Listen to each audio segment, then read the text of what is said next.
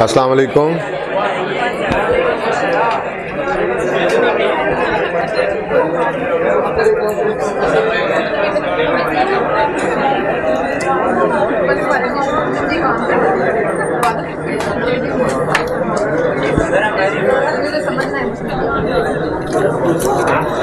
ये ना यार सब कुछ यहीं पे, बैग भी यहीं पे रख लो इकट्ठा कर, इस क्लास के फ़ौरन बाद गाड़ी में रखना है, फिर जल्दी भी है। हाँ ये भी उठा लो,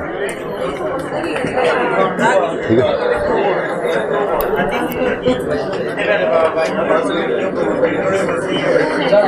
चुप शाह,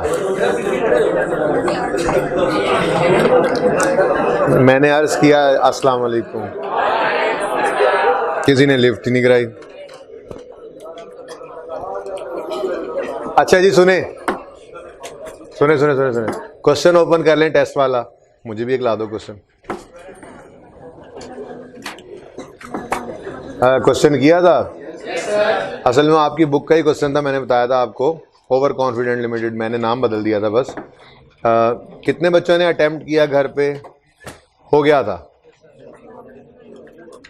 अच्छी बात है, ज़्यादा बच्चों से नहीं होना चाहिए था। अब मसला ये है कि मैं जब वॉल्यूम ये वाला लाया हूँ तो उसमें रहेगा सवाल। चलें शुरू करते हैं सवाल। रिक्वायरमेंट है प्रिपेयर एसेट अकाउंट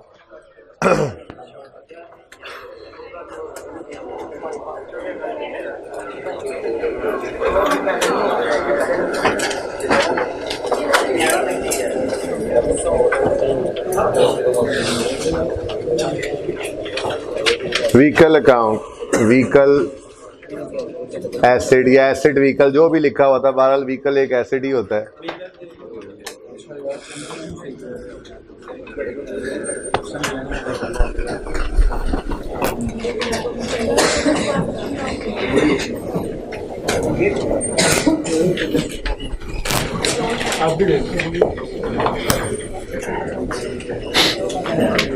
मैं यही करता रहूंगा, पढ़ाऊंगा तो नहीं। अच्छा जी क्वेश्चन सबके सामने है, एक सवारी दो, अपनी बुक खोलो यार तुम लोग, एक सवारी दे दो जी। ओवर कॉन्फिडेंट एंटरप्राइजेज, ये असल में नवीद एंटरप्राइजेज वाला सवाल है भाई। ये जो बच्चे पहले आते हैं वो साइड पे हो जाया करें, मेरी पूरी कोशिश होती है कि सब बच्चों को सारा बोर्ड नज़र आता रहे प्लीज़। और लेट आने वाले अहबाब बराए मेहरबानी, आप तो पीछे क्यों इतने आगे आगे बैठो, आप इतना लेट आ गए। हाँ खड़ा भी होना था, चलो टीए ने याद करा दिया, चलो चलो चलो। क्या हुआ सर, टाइम नहीं है मेरे पास, जल्दी करो, निकलो निकलो, माफ कर दें। चलो तुम खड़ो जिसकी जगह पे बैठो, तुम बैठो बैठो बैठो। डालो भाई इसको, मोबाइल वाले भाई को। ओके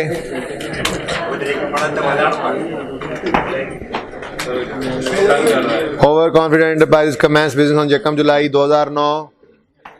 ये एक टेस्ट है, अभी इस जैसा एक और सवाल भी मेरे पास है जो इससे भी 2 कदम आगे है। तैयार रहें किसी टर्म टेस्ट में, किसी मॉक में ऐसा सवाल, फिर मौत ना पड़ी हो आपको उस वक्त सवाल करते हुए, तो तैयार रहें, ठीक है। ओके सर, 1 जुलाई 2009 को उन्होंने बिजनेस शुरू किया था। Certain information about their vehicles for the year ended 30 June 11 and 12 can be ascertained from the following ledger accounts. Quickly question को करूंगा, डिस्कस किया था, आपके पास सोल्यूशन भी था, आपने पूरी कल की छुट्टी इस सवाल पे भी लगाई है, इसलिए अब हम इसको तेज़ी से कर भी सकते हैं। जो पॉइंट है समझने वाला वहाँ पे मैं पहुँचना चाहूँगा जल्द अज जल्द। ओके 30 जून 2011 और 12 के बारे में कुछ डिटेल गिवन है। अब 1 जुलाई 2009 को उन्होंने बिजनेस शुरू किया तो 30 जून 2010 तक चला होगा 1 साल, फिर 30 जून 11 तक दूसरा साल, फिर 30 जून 12 तक तीसरा साल, ठीक है। तो सबसे पहली चीज़ वो शायद मैंने कैलकुलेट भी आपको करवा दी थी, उसने कहा है हमसे एसेट अकाउंट बनाओ 30 जून 11 और 12 का। तो शुरू कब करेंगे हम? 1 जुलाई 10 को अगर एसेट अकाउंट बनाना शुरू करेंगे तो वो 30 जून 11 पर क्लोज होगा और फिर 30 जून 12 पर अगला साल क्लोज हो जाएगा, ठीक है। तो सबसे पहला जो प्रॉब्लम आया था वो प्रॉब्लम ही क्या था, opening balance, opening cost available नहीं थी, जो कि मैंने आपको कैलकुलेट करना सिखा दी थी। जी, किसी बच्चे को ओपनिंग कॉस्ट कैलकुलेट करने में मसला है तो वो बताएं। अभी मैं बात कर लेता हूं दोबारा। बेटा मैं टेस्ट की बात नहीं कर रहा, मैं कह रहा हूं मैंने बात करके भेजा था, ठीक है। कितने बच्चों ने घर पे जाके ये सवाल किया है, जरा दोबारा हाथ खड़ा कर दें। ओके, सवाल अटेम्प्ट किया है। ओके, ओपनिंग की कैलकुलेशन कल सिखाकर भेजी थी, बोलो। वो कल या परसों जो भी था वो उसी तरह से करके कितने बच्चों ने समझ ली, समझ आ भी गई, कितनों को फिर भी समझ नहीं आई। फिर समझा देता हूँ। है कोई स्टूडेंट? चेक करो कहाँ पे अटेम्प्ट किया हुआ उसको, जल्दी कर लो।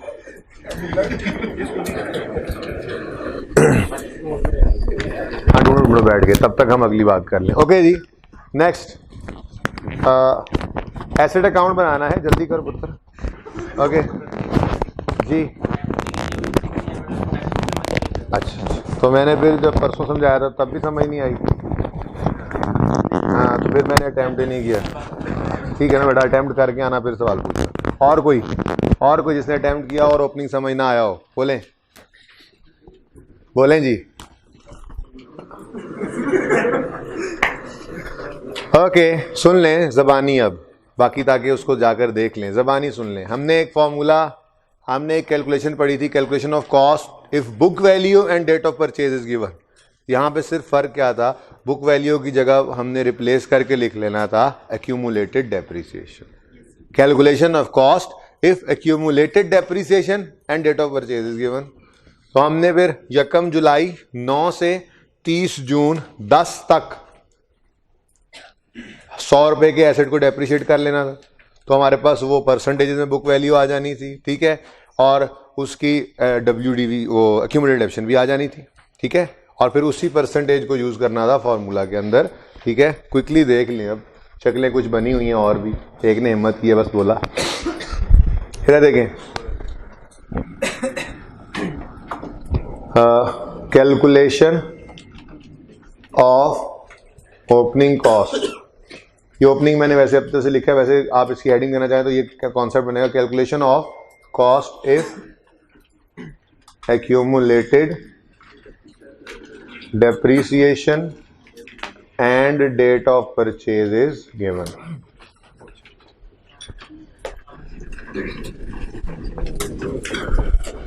यकम जुलाई 2009 पे हमने बिजनेस स्टार्ट किया है, ठीक है। और सवाल ने हमें बताया पॉइंट 2 में कि पॉइंट 1 में तो बता रहे हैं 20% डेप्रिसिएशन है रिड्यूसिंग बैलेंस मेथड पे, ठीक है। पॉइंट 2 में कहता है accumulated depreciation brought down on यकम जुलाई 10। इसको अंडरलाइन करो, यकम जुलाई 10 को इसके ऊपर लिख लो 1360, ताकि पता हो किस चीज़ की बात हो रही है। वो बात कर रहा है 1360 रुपए के बैलेंस की, ठीक है। कह रहा है accumulated depreciation brought down on यकम जुलाई 10, वो 1360 जो है, represents depreciation for the whole year on vehicles bought on यकम जुलाई 2009। जो व्हीकल्स यकम जुलाई 9 को खरीदे थे उन व्हीकल्स की पूरे साल की डेप्रिसिएशन है ये, ठीक है जी। और उसके बाद वो कहता है 2 व्हीकल्स वर परचेज ऑन यकम नवंबर 10 एंड यकम सितंबर 11, यानी 2009 के अंदर कोई एडिशन भी नहीं था, इसके अलावा कोई एडिशन, पहले दिन के अलावा कोई एडिशन। सवाल नहीं बताएगा तो खुद से तो ज़ूम नहीं ना कर लेना, ठीक है। पहले साल में वो कह रहा है यकम जुलाई 9 को बिजनेस शुरू हुआ था और जितनी डेप्रिसिएशन आ रही है ये वो यकम जुलाई 9 वाले एसेट्स की आज तक की डेप्रिसिएशन है, यानी 30 जून 2010 से यकम जुलाई 10 तक, ठीक है। फिर साथ ही उसने 2 एडिशन बताए, वो दोनों एडिशन हमारे साल से शक्लें खत्म ही नहीं हो रही। क्वेश्चन बिल्कुल भी ऐसा नहीं था।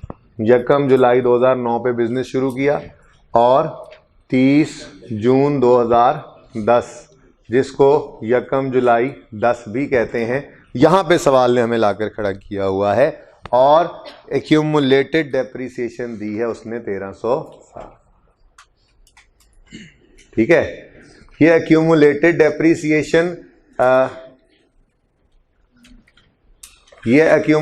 डेप्रिसिएशन कब से कब तक की है? भाई पॉइंट 1 में तो लिखो ना 20% रिड्यूसिंग बैलेंस है, ठीक है। पॉइंट 2 में कहता है accumulated depreciation brought down on यकम July 10 represents depreciation for the whole year। Depreciation for the whole year का मतलब पूरे एक साल की डेप्रीसिएशन, तो एक साल तो यहीं से शुरू हो रहा है, ठीक है। आगे भी क्या कह रहा है, ऑन व्हीकल्स बॉट ऑन, अब हमारे पास कॉस्ट नहीं, ठीक है, कॉस्ट गिवन नहीं थी, ये प्रॉब्लम थी। अच्छा आगे वो कहता है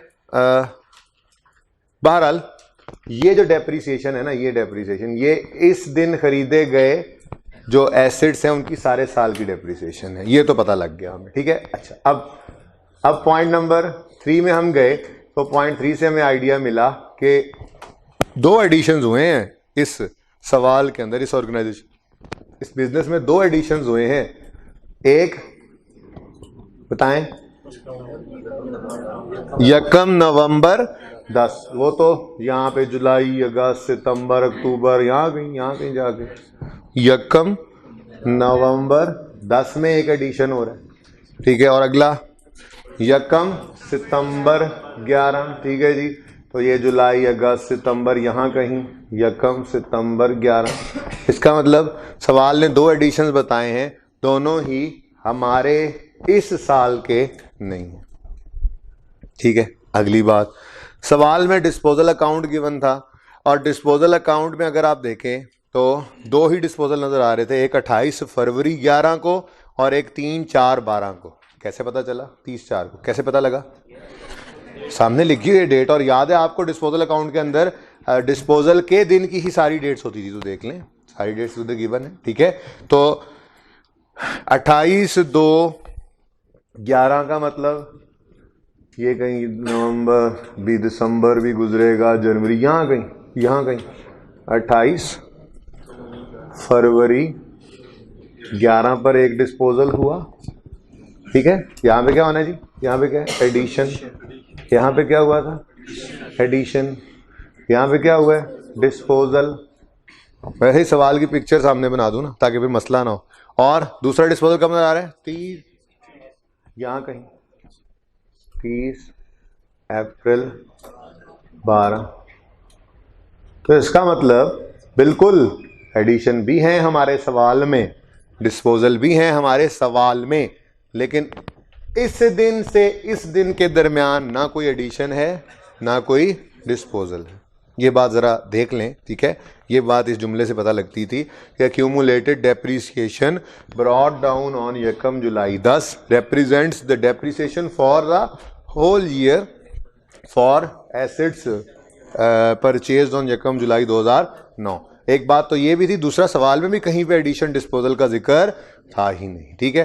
तो अब ये कहानी सामने रखते हुए हमने यकम जुलाई 9 पर हमने कहा चलो अज्यूम करो, अब क्या कर सकते हैं, अज्यूम करो 100 रुपीज़ कॉस्ट, जैसे किया था पहले, ठीक है। फिर 30 June 10 depreciation 100 into 20% is equal to 20, WDV 80, okay. और वैसे तो एक्यूमुलेटेड डेप्रीसिएशन सामने ही पड़ी है, 20 है, ठीक है।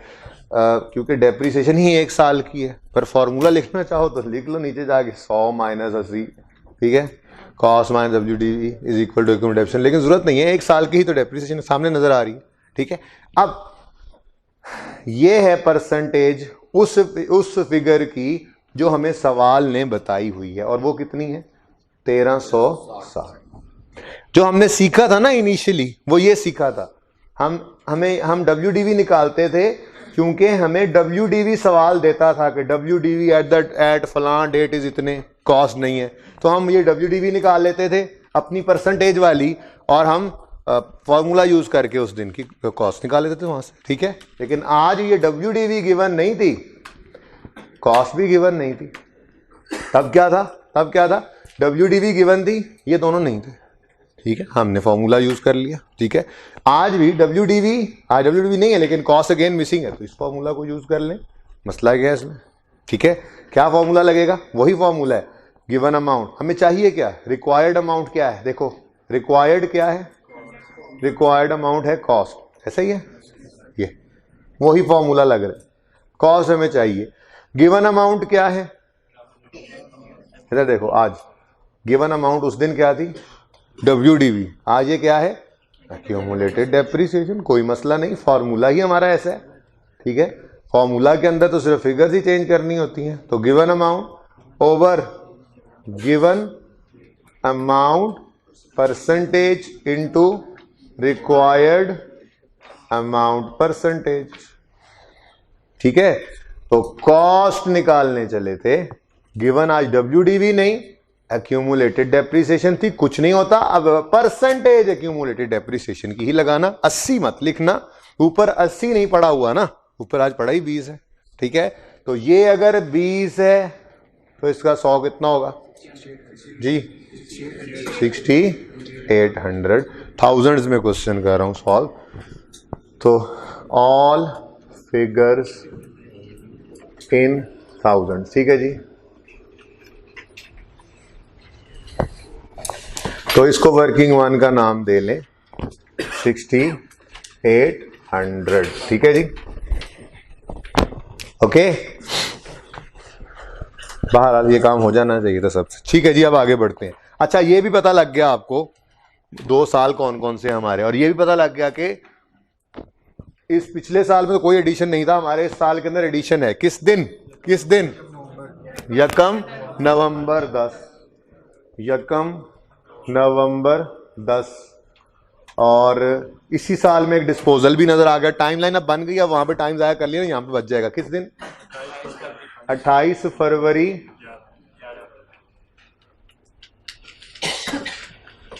ठीक है, सही है, पता नहीं वो तो बाद में देखते हैं। यहाँ पे कोई एडिशन भी है, यहाँ पे कोई डिस्पोजल भी है, वो तो बाद की बात है, ठीक है। फिर भी एहतियातन एक आधी लाइन खाली छोड़ देता हूँ, कोई और ही एडिशन, कोई और ही डिस्पोजल भी ना आ जाए, ठीक है जी। और यहाँ पर 30 जून 2011 पर कैरी डाउन बैलेंस निकल आएगा, ठीक है। एसेट अकाउंट बनाना शुरू करें, ये तरीका पर्चे के अंदर, रिक्वायरमेंट क्या थी, एसेट अकाउंट बनाओ। कौन कौन से साल का, इन 2 साल का। जब इन 2 साल का अकाउंट बनाना था तो फिर इस 2 साल के अकाउंट को तो बनाओ, फिगर्स कुछ ना कुछ तो मिल ही जाती हैं, सवाल पढ़ता जाता है इंसान, फिगर्स मिलती जाती हैं, ठीक है जी। उसके बाद यकम जुलाई 2011 ब्रॉड डाउन, ये कैरी डाउन, यहाँ पे ब्रॉड डाउन हो जाएगा, ठीक है। उसके बाद एक और बात ही पता चली थी, यही सवाल पढ़ते हुए, इसी के लिए सवाल पढ़ा था, सारी टाइमलाइन बन गई जी। क्या पता लगा था, अगले साल में भी एक एडिशन है। किस दिन, यकम सितंबर 2011 पे कोई एडिशन है, ठीक है जी। और 30 अप्रैल 12 पर एक डिस्पोजल भी है, फिर भी एक लाइन खाली है एहतियातन, और 30 जून, क्योंकि सारा सवाल तो पढ़ लिया, एडिशन डिस्पोजल तो यही है, फिर भी एहतियातन एक लाइन छोड़ दी, सवाल पढ़ते पढ़ते ही हमने रिक्वायरमेंट एड्रेस कर दी, ताकि सवाल सारा हो चाहे ना हो, जो हमें फिगर मिलती जाए हम उसको यहाँ पर लिखकर वो नंबर लेते जाएं, ये ना हो कि 48 का मैसेज आ जाए, ठीक है। तो 1-2 नंबर भी मिल जाएंगे तो उस मैसेज से हम बच सकते हैं। ज़रूरी बातें चल रही हैं आप दोनों की। बेटा आप आगे आके बैठे हैं कैमरा वाले भाई के साथ, आपको उधर बैठने का नहीं, इसको कह रहा हूँ उसको पता।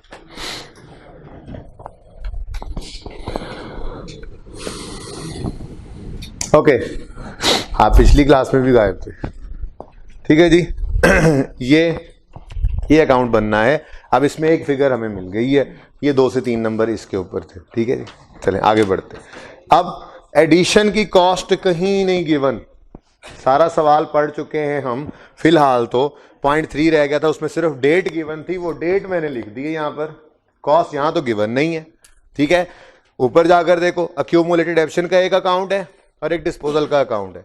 अक्यूमुलेटेड डेप्रिसिएशन के अकाउंट में कॉस्ट ऑफ एडिशन हुआ करती है कभी नहीं। एक्यूमुलेशन अकाउंट के अंदर क्या है देख लो जाके, ओपनिंग बैलेंस है, डेप्शन फॉर द ईयर है, और डेप्शन ऑन डिस्पोजल है, और क्लोजिंग है, ठीक है, तो एडिशन तो यहाँ पे भी नहीं पड़ा।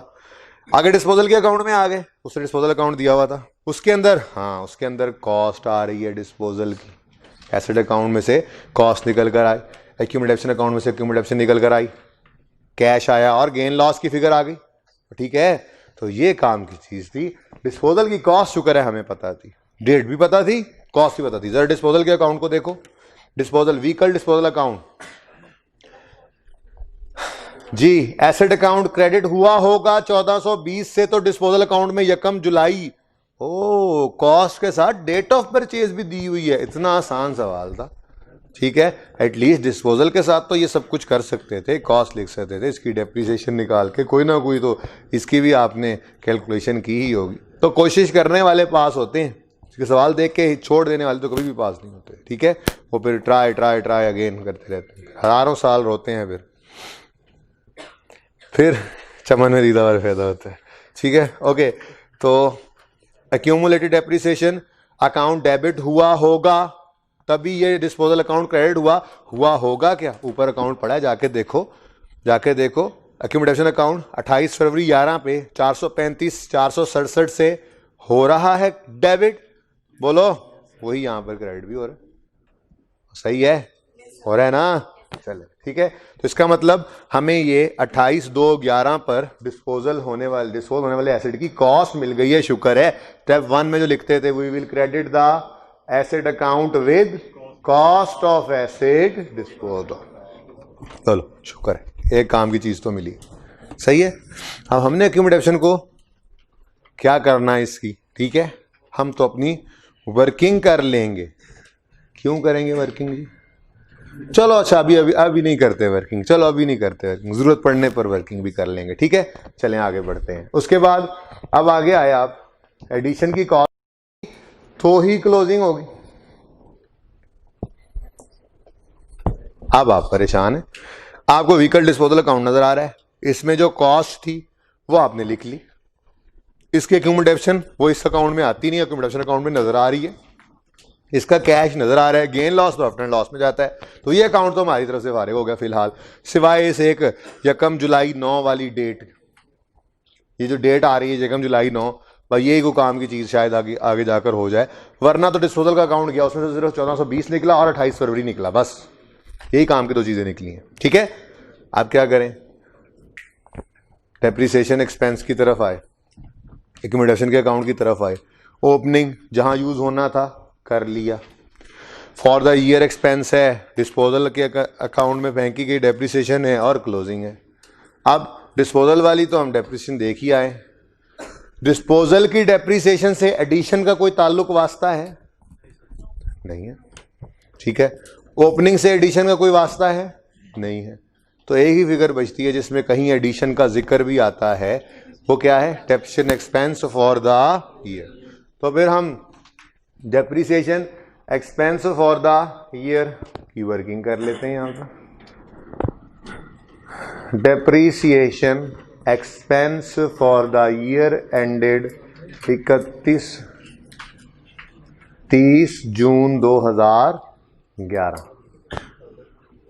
डेप्रिसिएशन का फॉर्मूला बता दें, बोले ऑन ओपनिंग एक्सक्लूडिंग डिस्पोजल। ठीक है, और मेथड कौन सा है, स्ट्रेट लाइन है, WDV है, मेथड है 20% डिमिनिशिंग बैलेंस मेथड। तो फिर मैं वो ऑन ओपनिंग एक्सक्लूडिंग डिस्पोजल नहीं लिख रहा, डायरेक्ट लिख रहा हूं। ठीक है, वो आप तो लिखा करते हैं, तो opening cost of all, WDV method के अंदर तो कॉस्ट रेलेवेंट ही नहीं रहती अगले साल में आके। ठीक है, तो opening WDV of all minus opening WDV of disposal into rate. जी, है हमारे पास ये फिगर भी, है हमारे पास ये फिगर भी नहीं, ये है कैसे, ओपनिंग कॉस्ट भी गिवन है वो सामने अभी निकालिए, अब ओपनिंग एक्यूमुलेशन भी गिवन है, लेकिन ये फिगर डिटेल्ड वर्किंग में एक स्टेप पीछे पड़ी होती थी, याद आ रहा है, तो इसके लिए फिर हमें वो वर्किंग करनी पड़ी जो लग रहा था कि शायद किए बगैर गुजारा हो जाएगा। तो वर्किंग 1 इसको कह लो, अब वर्किंग 2 तरतीब से ही चल रहे हैं तो वर्किंग 2 इसको कह लो, और वर्किंग 3 यहाँ पे मैं कर देता हूँ आपको। वो वर्किंग 3 मैं निकालना चाह रहा हूँ ओपनिंग WDV ऑफ डिस्पोजल ना, तो हेडिंग जो मर्जी बना लो, कुछ भी हेडिंग ना बनाओ, बहरहाल मैं आपके आसानी के लिए कह रहा हूँ, मुझे चाहिए opening WDV of disposal. Even depreciation expense भी इस साल का अगर कुछ महीनों का हुआ तो वो इसी वर्किंग को एक्सटेंड करके निकल आएगा। ठीक है, तो 1 जुलाई 2009 पर ये एसेट खरीदे 1420 के। कैसे पता चला मुझे ये? जी, डिस्पोजल अकाउंट में कॉस्ट पड़ी थी और उसके साथ देखो क्या लिखा हुआ है, कॉस्ट एट 1 जुलाई 9। निशानी थी एक कि ये किस दिन की कॉस्ट है, 1 जुलाई 2000। डेट ऑफ परचेज गिवन थी बेसिकली, अंडरलाइन करके लिख लें, डेट ऑफ परचेज गिवन है। ठीक है, वैसे तो कॉस्ट सारी जिंदगी ही यही रहनी है, अगले साल भी यही होगी, उससे अगले साल भी यही होगी, पर चलें एक निशानी है फिलहाल तो इस सवाल के अंदर। ठीक है, कि ये क्या गिवन था हमें, डेट ऑफ परचेज। ओके, तो 30 जून 2010 आया तो डेप्रिसिएशन हुई, बोले 1420 इंटू 20%, 284, 1136। ठीक हो गया? ओके, नेक्स्ट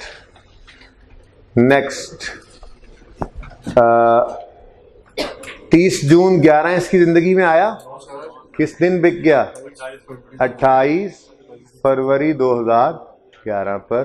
तो डेप्रीसिएशन 1420, 1136, 20% बस 6 महीने 10 वाले और जनवरी फरवरी 11 वाले, तो 8/12। जी बोले 15.467 ऐसे लिख रहा हूं। मुझे इसकी ज़रूरत शायद इस तरह से ना पड़ती, पर एक छोटी सी चीज़ भी प्रूव कर लेंगे ना, उसके बाद मैं राउंड कर दूंगा। अभी मत नोट करें, साथ साथ अगर कोई नोट कर रहा है तो। जी आंसर बताएं। 984,533। ओके, अब मैं ये कहता हूं कि मुझे इस दिन की एक्यूमुलेटेड डेप्रीसिएशन चाहिए, तो क्या करोगे आप लोग, 1420 माइनस 984.533 करोगे ना? चलो क्या आंसर आता है 435.467। ऊपर जाके देखो यही फिगर थी। तो बहरहाल ये काम हमने करना नहीं था, ये तो मैंने वैसे ही आपको बता दिया कि ये काम उसने करके दिया होता, प्रूफ किया हमने ज़रा। ठीक है, बहरहाल अब मैं इसको राउंड भी इसीलिए नहीं कर रहा। क्या ख्याल है? चलो ठीक है, रहने दो। अब ये WDV किस दिन की है, ये WDV किस दिन की है, 28/2/11 की, और ये है 30 जून 10 की। पर हमें तो चाहिए 1 जुलाई 11 की, सॉरी 1 जुलाई 10 की चाहिए, यही है। अच्छा, ये 30 जून 10 वाली ही 1 जुलाई 10 की बुक वैल्यू होती है, और इसी को हम रेड करके लिख लिया करते थे ताकि भूले ना यहाँ पे वर्किंग करते हुए। ठीक है, करें काम शुरू। Okay, opening WDV of all assets निकालने के लिए 6800 माइनस 1360। जी, opening cost of all minus opening accumulated depreciation of all. ठीक है, जो भी आएगा उसमें से ओपनिंग WDV ऑफ डिस्पोजल्स,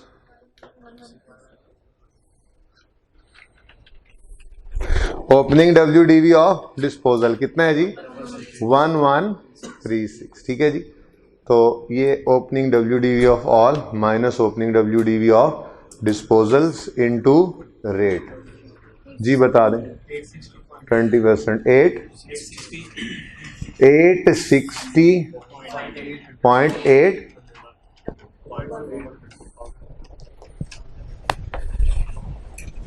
सही हो गया। उसके बाद क्या हुआ करता था, ऑन एडिशन। एडिशन तो है ही नहीं हमारे पास, एक एडिशन है और उसकी कॉस्ट नहीं है, एक्स नहीं है, हाँ रेट है 30%। हाँ, टाइम पीरियड भी है, फ्रैक्शन लगा सकते हैं। कब आया? यह कब? नवंबर 10 को। तो नवंबर, दिसंबर और अगले 6 महीने यानी 8/12। ये दो चीज़ें तो थी हमारे पास, लेकिन मसला ये है कि यहाँ पर एक्स होने की वजह से ये फिगर नहीं निकल पाई। कौन? अल्लाह वाले। उसके बाद ऑन डिस्पोजल वर्किंग 3 151.467। ठीक है। क्वेश्चन मार्क होगा तो टोटल आएगा, है ना? क्वेश्चन मार्क होगा तो टोटल आएगा। नहीं बेटा, देखें तो सही है, क्यूमुलेटिव डेफिशिएंट अकाउंट के अंदर deficient expense for the year given था कितना? 1236.267। ठीक हो गया जी। ये फिगर गिवन थी ऑलरेडी। अब मुझे बताएं, क्या आप क्वेश्चन मार्क कैलकुलेट कर सकते हैं? आप रिवर्स चल पड़ेंगे, बैलेंसिंग फिगर उसको निकाल लेंगे। ठीक है, तो रिवर्स वर्किंग करते हुए प्लस होने वाली चीज़ों को माइनस कर दिया जाता है। तो बहरहाल इसमें से आपने दोनों माइनस करने हैं, बैलेंसिंग फिगर निकालने कितनी आ रही। तो ये बैलेंसिंग फिगर निकली कितना जी? 224, एग्जैक्ट 224। चल अब पॉइंट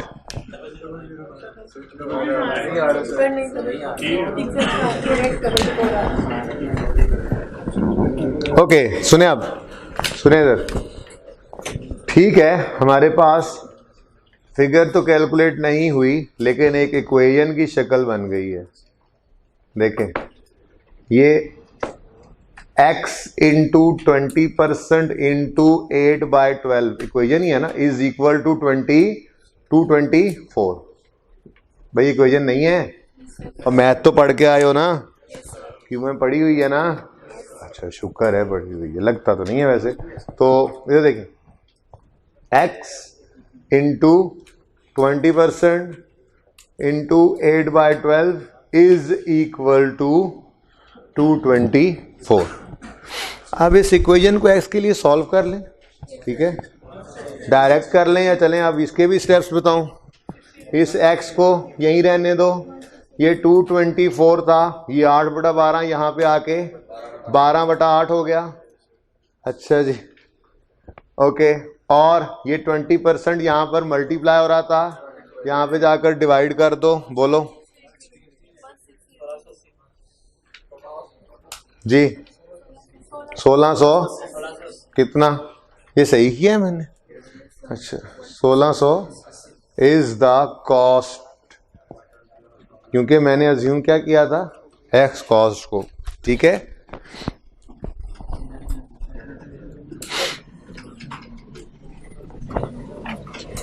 अगर ये भी आपको कम ये नहीं समझ आई तो आप एक एक स्टेप करके कर सकते हैं, आप घर जाके कीजिएगा। ठीक है, okay. 1680 is the cost of addition. 1680 working number 2 है, वर्किंग 2 में ही जाकर निकला था। ठीक है, तो मेरा नहीं ख्याल अब मुझे अगला साल करना चाहिए। बहरहाल क्लोजिंग बैलेंसिंग निकाल दें। क्लोजिंग 70, ये क्लोजिंग अगले साल का 70, और सेम प्रोसीजर दोबारा से रिपीट होना। ठीक है, दोबारा से आपको डिस्पोजल की कॉस्ट गिवन है सवाल में, लिख देंगे। दोबारा से ये दोनों क्वेश्चन मार्क्स होंगे। दोबारा से अगले साल की ऐसी ही वर्किंग बनाएंगे। दोबारा से ओपनिंग डेप्थ से निकल आएगी, डिस्पोजल की वो वर्किंग करेंगे, वहाँ से निकल आएगी। ठीक है, और ये मिसिंग होगी और बिल्कुल सेम रेप्लिका वर्किंग अगले साल। ठीक है जी, अब मैं उम्मीद करता हूँ कि आप लोग लाजमी ये सवाल कर लेंगे। बहुत अच्छा सवाल था जी। MCQ number 1, a prepayment can be defined as, आपके लिए तो अब ये बच्चों वाले MCQ बन गए।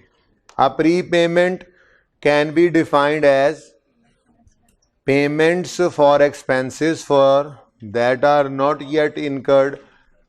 यहां तक तो बात सही लग रही थी, एक्सपेंसेस की पेमेंट की जो अभी इनकर नहीं हुए, and classified as non current.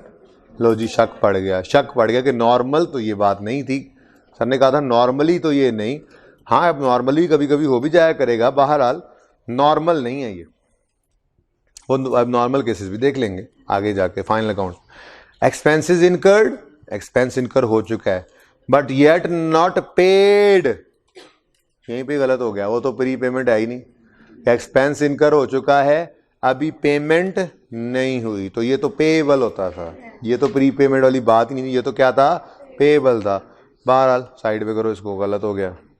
Payment for expenses for that are not yet incurred and classified as, तो अगर सिर्फ ऑप्शन ए मौजूद होता तो शायद हमें वही टिक करना पड़ता कि बात तो उसने सही की थी, बस नॉन करंट में लेकर गया हुआ था, लेकिन वो नॉन करंट बन सकती है प्री पेमेंट भी, पर ये नॉर्म नहीं है। सवाल ये अकाउंटिंग के अंदर accrual prepayments normally current ही हुआ करते हैं, करंट एसेट और करंट लायबिलिटी। तो सवाल अगर खुद कहा करेगा तो हम एब नॉर्मल की तरफ जाएंगे भी सही। जैसे यार आप लोगों को मैं निकालना दूं क्लास से, जैसे अगले 3 साल की इंश्योरेंस पे कर दी जाए, अगले 3 साल का रेंट पे कर दिया जाए, तो ये एक प्री पेमेंट है जिसमें कुछ नॉन करंट भी होगा, कुछ करंट भी होगा। तो ये सीखेंगे, इसको अलग करना सीखेंगे फाइनल अकाउंट में पहुंच के इंशाल्लाह। बहरहाल नॉर्म नहीं है, नॉर्मली क्या होता है, प्री पेमेंट और एक्रूअल करंट। ठीक है, तो point C was the option C was the correct answer. B, which of the following is asset account? Prepaid expense, accrued expense, unearned income, rent payable. Unearned income का लफ्ज तो पता ही नहीं था, पर जिसका पता था उसको तो यूज कर ही सकते थे ना। 3 का तो पता था ना, 3 में से तो ये 2 ही थे, तो अनअर्न्ड इनकम आप वैसे ही डर गया, आपने कहा हो ही नहीं, ये तो हो नहीं सकता, वरना ये सवाल यहाँ पे होता ही ना। ऐसे करके जुगाड़ लगाया होगा, और पॉइंट ए सही था, ऑप्शन ए सही था। ठीक है जी, टेस्ट डिस्कस हो गया आप लोगों का। होमवर्क में कौन कौन से क्वेश्चन थे? अब आइए 16 पे काफ़ी होगी बात। हाँ, आइए 16 की छोटी सी एग्जांपल अगले 3 से 4 मिनट में सुन लें वो। ठीक है, मैंने एक हेडिंग बनाई थी, चलें आइए 16 की बात चल रही है तो यहाँ पे थोड़ी सी बात और कर लेते हैं। मैंने आपको कहा था full month depreciation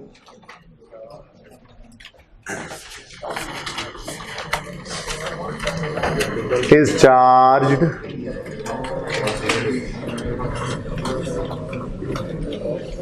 in the month of addition while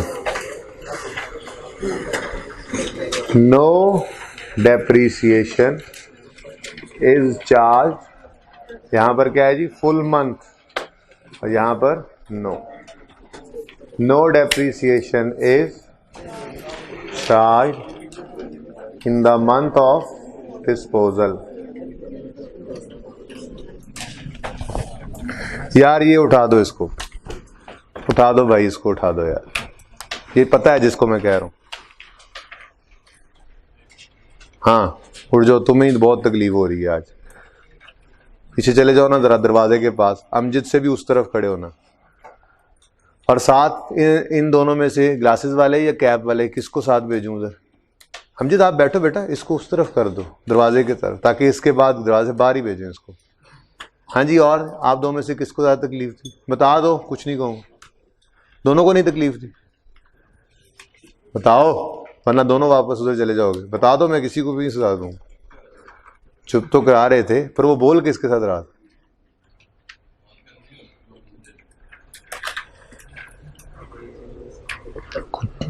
शदीद ही मसला था बेचारे को आज।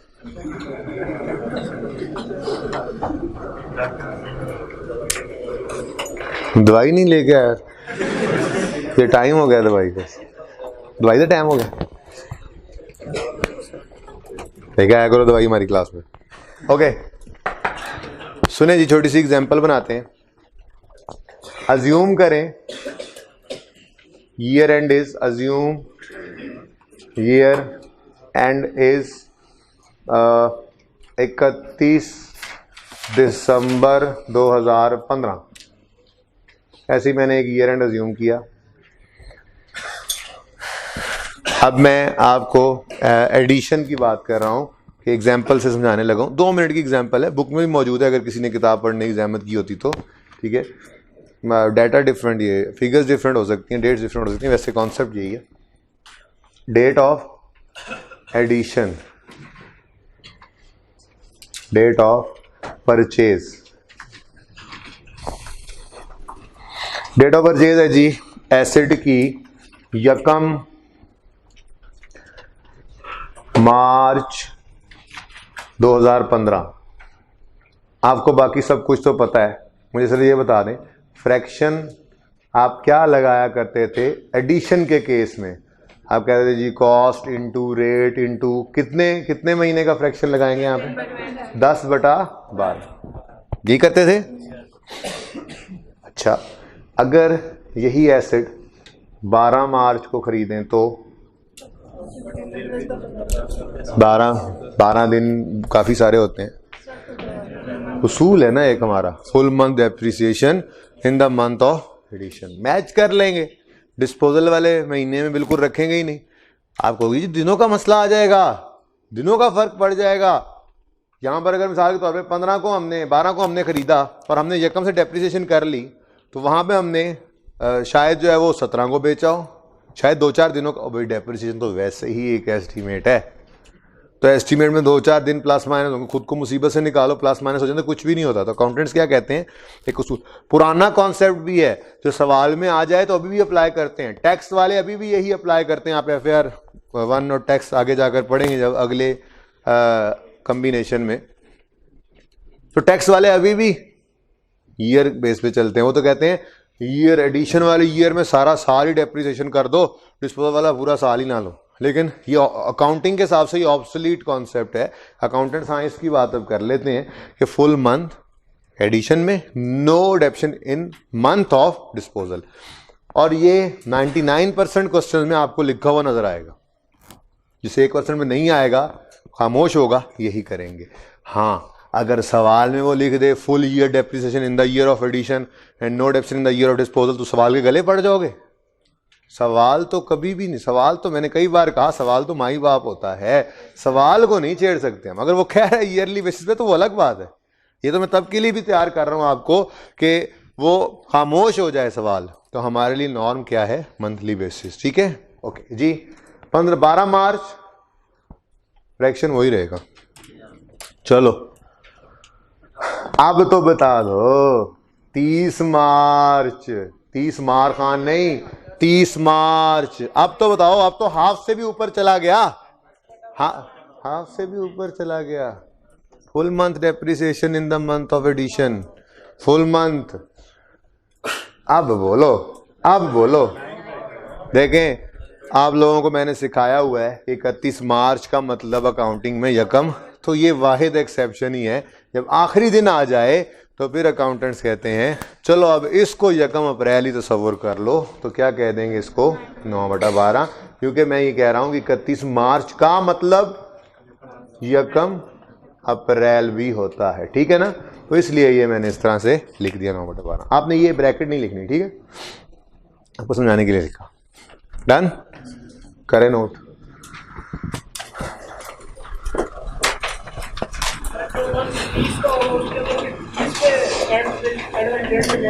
हाँ बेटा, और क्या, 30 वाले महीने में तुम 31 पे लोगे, मतलब आपस की बात है, मतलब ये क्या सवाल है।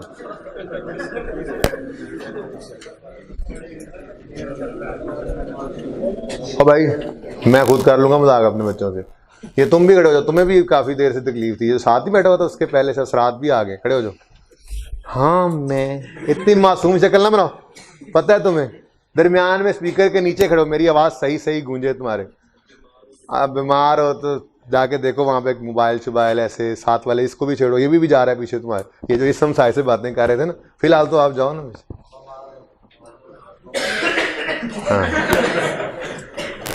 ये सारे फनकार इधर ही इकट्ठे हो गए हैं, तुम्हें जानता नहीं मैं कौन हूं। मैं बीमार, उधर ही बैठ जाओ।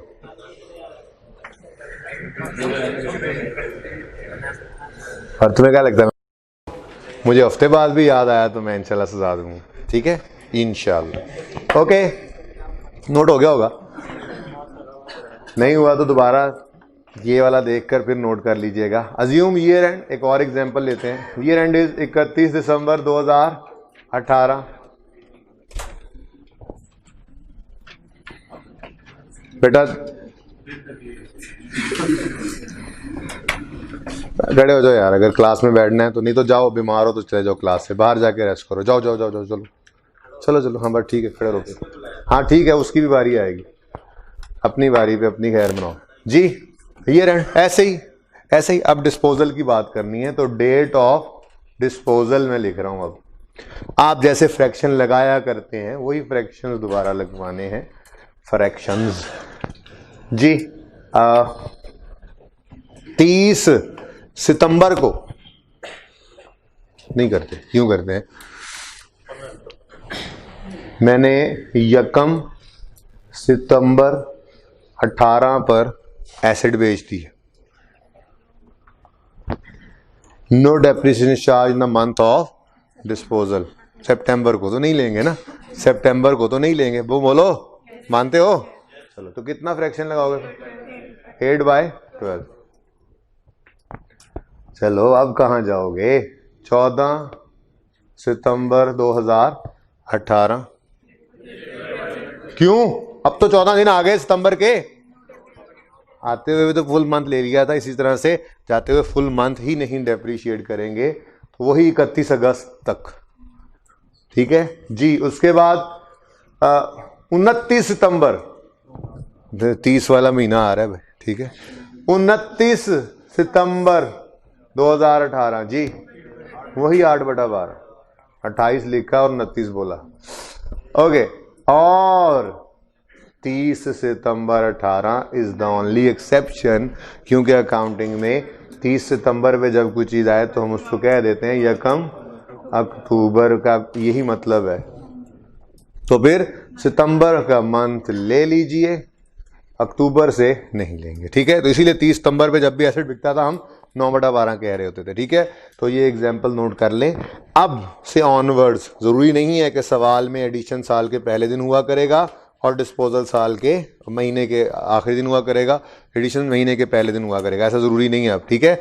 अब ये दरमियान में किसी एडिशन डिस्पोजल दरअसल करते हुए हम महीने का इंतजार नहीं करते, महीना शुरू हो गया एडिशन करें, महीना ख़त्म हो तो हम डिस्पोजल करें, ठीक है। नहीं, ऐसे थोड़ा बहुत मसला नहीं है, ये डिस्टर्ब करते हैं।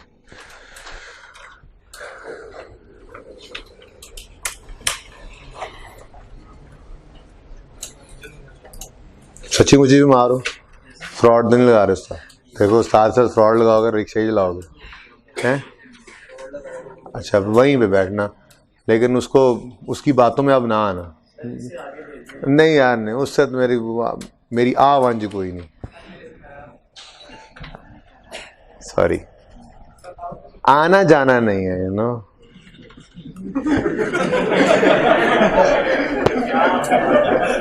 ओके, नोट हो गया होपफुली। चलें आ जाएं, अब एक्रूअल प्री पेमेंट्स भी पढ़ते हैं। अब बाकी आइए 16 के अंदर 1-2 सवाल है मुझे पता है, पर मैं चाहता हूँ आइए 16 फिक्स एसेट, सुन लो, अब कभी कह भी जाता हूँ तो परेशान ना हुआ करो। फिक्स एसेट और डेप्रिसिएशन से जो स्टैंडर्ड डील करता है ना, वो IAS 16 है, प्रॉपर्टी प्लांट एंड इक्विपमेंट, ठीक है। तो ये उसी की सारी बातें हमने अभी तक पढ़ी हैं। बहरहाल जी, कौन कौन से क्वेश्चंस आपको दिए थे होमवर्क में?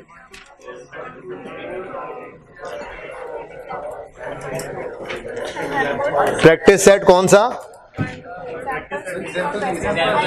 ओ, कैसी रही? लोन वाली एग्जांपल्स के बारे में बताएं। लोन वाली एग्जांपल्स ने परेशान किया। चलें 1 बाय 1। अच्छा, मैंने कोई प्रैक्टिस क्वेश्चन होमवर्क में नहीं दिया था। अच्छा, एग्जांपल्स पे आए, पेज नंबर 307।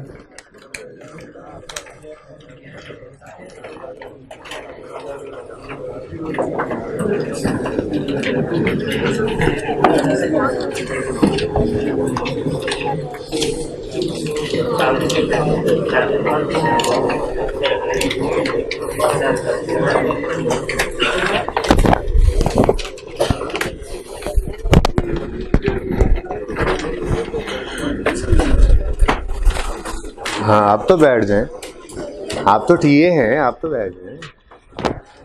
ये आप पीछे मुड़ के देख रहे हैं, अगर आप देखेंगे तो नहीं बैठ सकेंगे वो। आज के बाद मैं आप लोगों से ऐसे आप करके बात किया करूँगा, ओके? हाथ में रहो तुम लोग। सॉरी। अच्छा जी चले एग्जाम्पल्स पे है।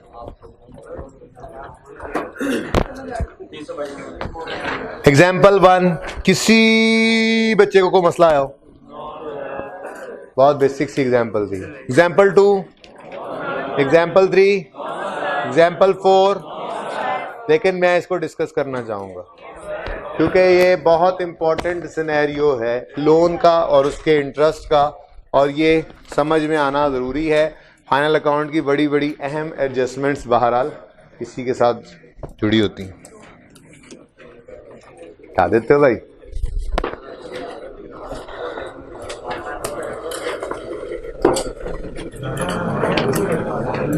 दिख न जाना पाए, बूट नहीं खतरनाक जी पाए। ओके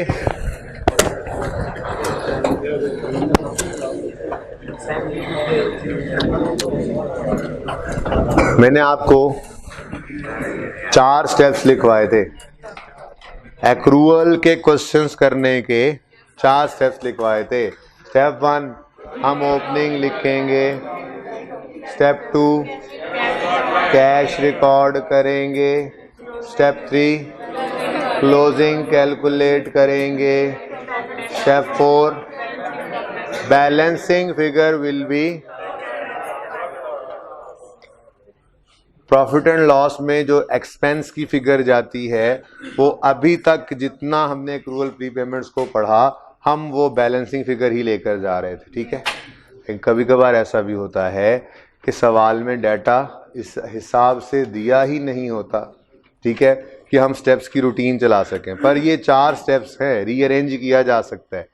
कभी कभी ऐसा हुआ करेगा कि आप जो लेजर बना रहे हैं कभी आपको ओपनिंग क्लोजिंग दे देगा, हालांकि क्लोजिंग हम कैलकुलेट करते थे, ठीक है, और आपको कैश दे देगा, आप एक्सपेंस की फिगर बैलेंसिंग निकालेंगे, वो तो आप पहले भी कर रहे थे। कभी कभी ऐसा होता है कि वो आपको कैश की फिगर गायब कर देता है, ठीक है, और ऐसा डाटा दे देता है कि आप पहले एक्सपेंस निकाल लो, जब आप एक्सपेंस निकाल लोगे तो फिर कैश बैलेंसिंग निकल आएगा। ऐसे ही कभी ऐसा होगा कि आपको एक्सपेंस की भी डाटा देगा, कैश भी दे देगा, क्लोजिंग नहीं होगा तो आप क्लोजिंग बैलेंसिंग निकाल लोगे, ठीक है? तो ये पेएबल के हिसाब से समझाया, ऐसे रिसीवेबल के हिसाब से भी ऐसा ही है, ठीक है? तो 4 स्टेप्स में असल में 4 चीजें थी, ठीक है? ओपनिंग, फिर कैश पेड, एक्सपेंस था ना, आज इंशाल्लाह कैश रिसीव की बात, इनकम की बात कर लेंगे उम्मीद है। ओपनिंग, कैश पेड, ये प्रॉफिट एंड लॉस में एक्सपेंस वाली फिगर, और क्लोजिंग। तो ये 4 चीजें हैं, तरतीब जो मर्जी हो जाए। अब एक बार याद हो गया ना ये 4 स्टेप्स, ये 90% ऐसे ही चला करेगा, लेकिन मुश्किल एडजस्टमेंट्स में जाके ये तरतीब हिला करेगी। स्टेप्स वही 4 रहेंगे, तरतीब हिल जाएगी तो कोई मसला नहीं है। पहले एक्सपेंस निकल आएगा तो हम क्लोजिंग बैलेंसिंग निकाल लेंगे, हम कैश, जो एक चीज मिसिंग होगी वो हम बैलेंसिंग निकाल लिया करेंगे, ठीक है? तो अब इस उसूल को लिखना है हमने, ठीक है? तो सबसे पहले अपने पास लिखें, ये मैं ना 2-3 एक्सपेंसेस की एग्जांपल लिखवाऊंगा, फिलहाल तो मैं सिर्फ आपको इंटरेस्ट की एग्जांपल लिखवा रहा हूं, ठीक है? लिखें। कभी सवाल में डाटा, ऐसी तरह गिवन होता है, कभी सवाल में डेटा ऐसी तरह गिवन होता है कि हम एक्सपेंस की फिगर पहले कैलकुलेट कर सकते हैं। कभी कभी सवाल में डेटा ऐसी तरह गिवन होता है कि हम एक्सपेंस की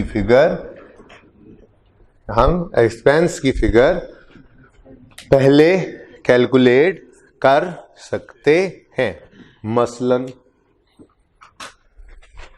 लिख ले पुत्र।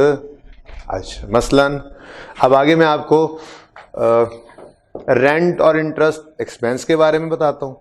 फिर जब इनकम पढ़ाऊंगा तो उसकी एग्जांपल फिर कभी दे दूंगा। आज तो इनकम का टाइम बस थोड़ा सा ही होगा कि इनकम सिर्फ स्टार्ट करूंगा और आपको होमवर्क दे के भेज दूंगा, ठीक है। अच्छा, लिखें मसलन में पहले लिखें रेंट एक्सपेंस।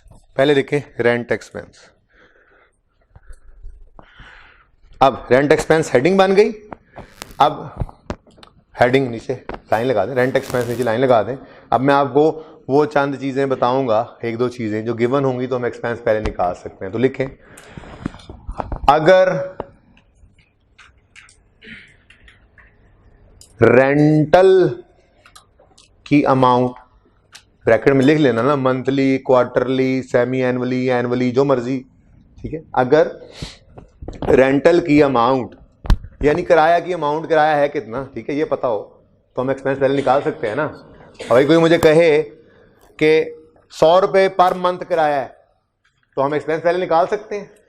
नहीं, एक और चीज भी पता होनी चाहिए, कब लिया है किराए पे प्रॉपर्टी, ठीक है, कितने अरसे यूज किया है। तो ये दो चीजें पता होंगी तो एक्सपेंस की फिगर पहले निकल सकती है। मुश्किल सवालों में जाके कभी कभी वो ऐसा कर देगा, डाटा मुश्किल सा करके देगा इस तरह से कि वो एक्सपेंस की रेंटल की अमाउंट गिवन होगी हमें, और कहीं ना कहीं से हमें date of acquisition of property पता लग रही होगी, तो हम वो एक्सपेंस निकाल लेंगे। तो लिखें, क्या लिखवा रहे थे, अगर रेंटल की अमाउंट, ब्रैकेट में लिख लें, मंथली भी हो सकती है, क्वार्टरली, मंथली, क्वार्टरली,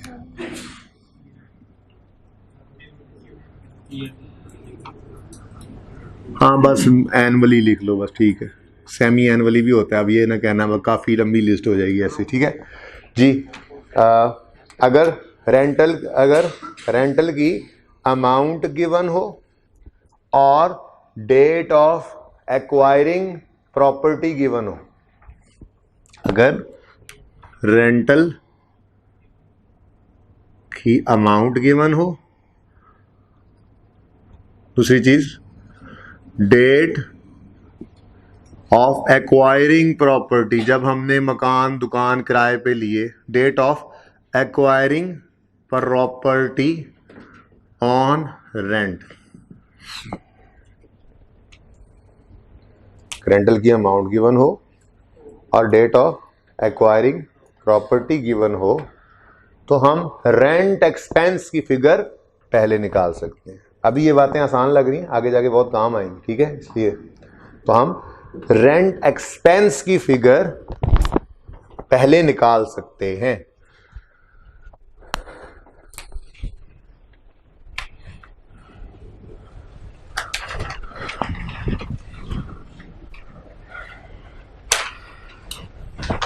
जी, अभी तक जितने दिन से मैं आपको क्वेश्चंस करवा रहा हूं एक रूल के, आपको एक्सपेंस की फिगर बैलेंसिंग निकलती नजर आ रही है। स्टेप 4 था, ठीक है।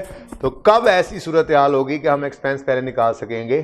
मैंने एक मिसाल के तौर पे आपको बताया कि रेंट के केस में अगर मंथली रेंटल गिवन हो, रेंटल की फिगर गिवन हो, मंथली हो, क्वार्टरली हो, जो भी हो, और date of acquisition acquiring property on rent given हो, ये दो बातें गिवन हो हमें, तो हम एक्सपेंस की फिगर पहले निकाल लेंगे, जो कि हम पहले बैलेंसिंग निकाला करते थे, ठीक है। डन। ऐसे ही एक और एग्जांपल लिखें आगे, ये तो हो गया ना रेंट एक्सपेंस। ऐसे ही लिखें इंटरेस्ट एक्सपेंस, इंटरेस्ट एक्सपेंस। भाई बैठ जाओ।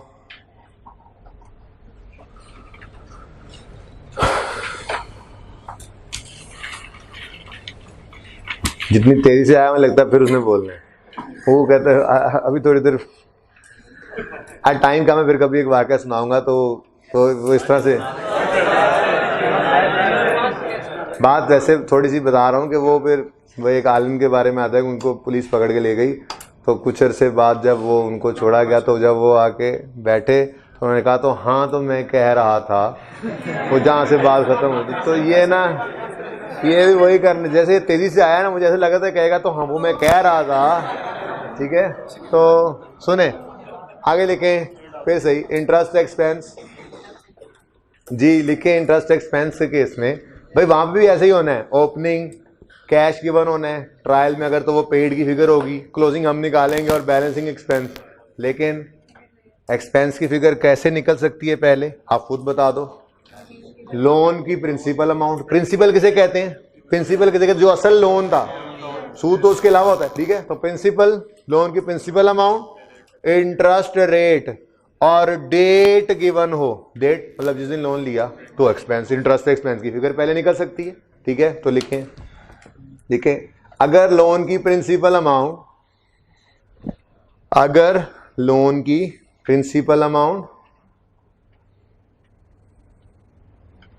मैं जो लिखवा रहा हूं, लोन तो लोन ही लिखो, प्रिंसिपल को प्रिंसिपल ही लिखो, फायदा होगा कर्जे की असल। अगर लोन की प्रिंसिपल अमाउंट, इंटरेस्ट रेट और डेट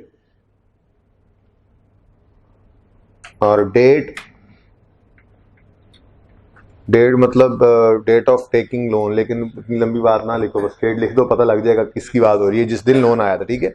अगर लोन की प्रिंसिपल अमाउंट, इंटरेस्ट रेट और डेट गिवन हो तो हम इंटरेस्ट एक्सपेंस की फिगर पहले कैलकुलेट कर सकते हैं। तो इंटरेस्ट एक्सपेंस की फिगर पहले कैलकुलेट की जा सकती है। चलिए अब ये कितने सवाल थे जी इंटरेस्ट एक्सपेंस वाले? खैर से एक है चौथा, उसके बाद जाकर शुरू होते थे ये 10वां भी, आई थिंक 10वां था, 10वां 11वां, बस ये 3 सवाल हैं, अभी देख लेते हैं, अभी 2 मिनट में देख लें। ओके सुने ये क्वेश्चन की तरफ आए आप। ये इंशाल्लाह बहुत काम आने वाला कॉन्सेप्ट है फाइनल अकाउंट में जाके। सुने, following are the extracts from trial. Extract का मतलब पूरा ट्रायल गिवन। लोन बातें ना किया करें प्लीज, बहुत तंग होता है बंदा पढ़ाने वाला। खान साहब बातें ना किया करें प्लीज, समझाओ ना यार इसको, एजाज अपनी कश्तों में समझाओ। Following are the extracts from trial. Mister Arif का ट्रायल 31 नंबर 8 का, इसमें लोन नज़र आ रहा है 6 लाख का, इंटरेस्ट ऑन लोन नज़र आ रहा है 20,000, ठीक है।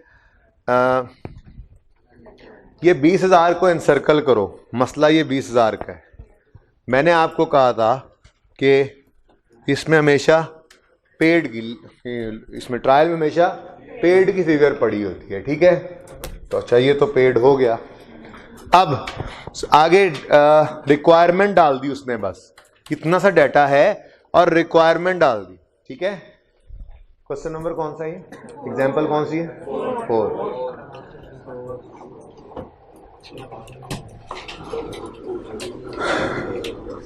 कौन सा? इंटरेस्ट एक्सपेंस का लेजर मांगा है ना उसने। आप इधर देखो, एक बात जिंदगी के लिए याद रख लेना, interest is never paid in advance. Rent भी एडवांस में पे हो जाएगा, इंश्योरेंस भी एडवांस में पे हो जाती है, रेंट कभी भी, ये इंटरेस्ट कभी भी एडवांस में पे। दुनिया को कोई बैंक भी ऐसा नहीं है कि बंदा जाए उसे लोन ले तो वो बंदे को कहे कि पहले तो इस साल का इंटरेस्ट रख दो, तो फिर तो बंदा कहेगा ठीक है फिर लोन में से ही पैसे निकाल दो, लोन में से ही पैसे निकाल के रख लो, मुझे लोन ही इससे कम दो। क्योंकि इंटरेस्ट तो बैंक ने सूद लेना है, ये किस पे लेना है कि कस्टमर को कह रहा होगा कि तुमने ये पैसा हमारा इस्तेमाल किया इतना अर्सा, तो पहले दिन कौन सा पैसा इस्तेमाल कर लिया है कस्टमर ने बैंक का कि उसी दिन इंटरेस्ट लेगा। तो एक बात लिख लो कि interest is never paid in advance, या ये पसंद ना आए तो लिख लो interest is always paid in arrears, एक ही बात है। इंटरेस्ट हमेशा एरियर में पे होता है, या यूं लिख लो इंटरेस्ट कभी भी एडवांस में पे नहीं होता। दोनों बातों का मतलब एक ही है, interest is never paid in advance या interest is always paid in arrear. Okay, इसका मतलब इस तरह से कुछ आने से रहा, अब रह गया पेएबल वाला मामला ही। ठीक है, अपने स्टेप्स को ही फॉलो करते हैं। Step 1, we will write opening. ठीक है, तो ओपनिंग पेएबल, चलो मैं ओपनिंग पेएबल लिख देता हूं। पहला सवाल ओपनिंग पेएबल कहीं गिवन है सवाल में? नहीं, तो खुद से अज्यूम नहीं कर लेना, ट्रायल गिवन है। आपको पता है मैंने आपको स्टार्ट में एक सवाल करवाया था, तो मैंने बीच में एक ओपनिंग ट्रायल भी बनवाया था, याद है? कुछ कितने बच्चों को ओपनिंग ट्रायल याद है? एक दफ़ा आया था, मैंने कहा था कि ज़िंदगी में काम आएंगी ये चीज़ें, कहीं वैसे नज़र नहीं आएगा। कुछ याद आ रहा है जी। वो ओपनिंग ट्रायल सारे इनकम स्टेटमेंट बैलेंस शीट के आइटम्स को लेके आता था। हाँ मत करो, इनकम स्टेटमेंट वाले आइटम्स नहीं आते थे, सिर्फ बैलेंस शीट के आइटम्स आते थे। ठीक है, तो बैलेंस शीट में अगर कोई पेएबल हो, लायबिलिटी हो, तो वो ओपनिंग ट्रायल में आनी ही आनी थी। अगर कोई ओपनिंग ट्रायल की कोई फिगर ओपनिंग में होती तो वो हमें इस ट्रायल में नजर आती है। ठीक है ना, लायबिलिटी और एसेट का तो क्लोजिंग बैलेंस ओपनिंग बनता ही बनता है। ठीक हो गया, चले ओपनिंग तो है नहीं। Step 2, we will record cash. मैंने कहा था अभी तक ट्रायल भी एक ही दिखाया आपको, आपकी जिंदगी में बस एक ही तरह का ट्रायल पाया जाता है अभी तक, जिसमें पेड की फिगर होती है। आपकी जिंदगी में भी दूसरी तरह का ट्रायल मैंने वो बनाऊंगा, उसकी जगह भी बनाई हुई है, दिमाग में भी जगह बना लूंगा उस वक्त। ठीक है, फिलहाल तो कॉपी पे जगह रखी हुई है। आपकी जिंदगी में अभी तक सिर्फ ट्रायल कौन सा? ठीक है, ओके। तो एंट्री बोलें, फिर ये जो पेड नजर आ रहा है इसकी एंट्री बोलें। Interest expense debit, cash credit. ये इंटरेस्ट पेड क्रेडिट कितने से? 20,000 से। ओके, स्टेप 2 हो गया। Step 3, we will calculate closing and balancing figure will be profit and loss, यानी कि इंटरेस्ट एक्सपेंस जो के जाता है प्रॉफिट एंड लॉस में। ठीक है, तो आज तो फिर मुसीबत ही पड़ गई। क्या हुआ? 2 क्वेश्चन मार्क्स आ गए। ठीक है, लेकिन सवाल में डाटा ऐसा गिवन था जो मैंने आपको बताया है कि अगर लोन की प्रिंसिपल अमाउंट गिवन है, कितनी? 6 लाख। लोन की principal amount, interest rate given है, हाँ साथ ही लिखा हुआ है 14% पर एनम। सवाल चुप भी हो तो रेट एनुअल ही होता है, अनलेस के सवाल खुद कह देगा ये मंथली इंटरेस्ट रेट है। ठीक है, 12 उसमें लिख दिए पर एनम, तो 14% इंटरेस्ट, 6 लाख लोन की प्रिंसिपल अमाउंट है। तो फिर डेट नहीं गिवन है। ओह नो, नहीं लिखनी चाहिए थी। लोन 14% पर एनम ऑन 1/3/2008, और हम चलो ठीक है, अल्लाह की मर्जी, क्या हो सकता है। चलें इसी के साथ ही रूल लिख भी लेंगे फिर, जो काम का रूल है। बहरहाल जी, लोन की प्रिंसिपल अमाउंट गिवन कितनी बोले? 6 lakh. Interest rate given 14%। Date given किस दिन? 1 मार्च को। तो जनवरी फरवरी के अलावा बाकी 10 महीने का इंटरेस्ट बैंक ने 31 दिसंबर को, अगर पैसे वापस भी देने चले जाएं ये लोग, बैंक ने ये पैसे तो लेने ही हैं, जमा 10 महीनों का सूद भी बैंक लेगा। ठीक है जी, तो बताएं जी, ये फिगर आपने पहले कैलकुलेट कर लिया। आज कितना जी? अब ये मामला क्या है? कुछ समझ से बाहर है, कुछ समझ मेरी से बाहर है। ये मामला क्या है? कुछ कह रहे होंगे कि ताड़ी समझ तो बाहर है, सानू की समझ आना है। नहीं, जानबूझ के मेरी समझ से बाहर है जी। बोले फैजान बोल रहे हैं कुछ, बोले फैजान गलत सही। जी बिल्कुल सही बात है। टोटल एक्सपेंस बनता था 70 रुपए। कैसे? बैंक को मैंने कहा आज पैसे वापस देने चले जाओ ना, सारे का सारा लोन, बैंक को ये लो पकड़ो, नहीं लेना हमने, सूद हराम है ये। तो बैंक कहेगा जो 10 महीने इस्तेमाल किए पहले उधर सूद दे दो, उस तो बाद फिर हाजी बन जाना। ठीक है, पहले लेते हुए ख्याल करना था ना, पहले ले। क्यों?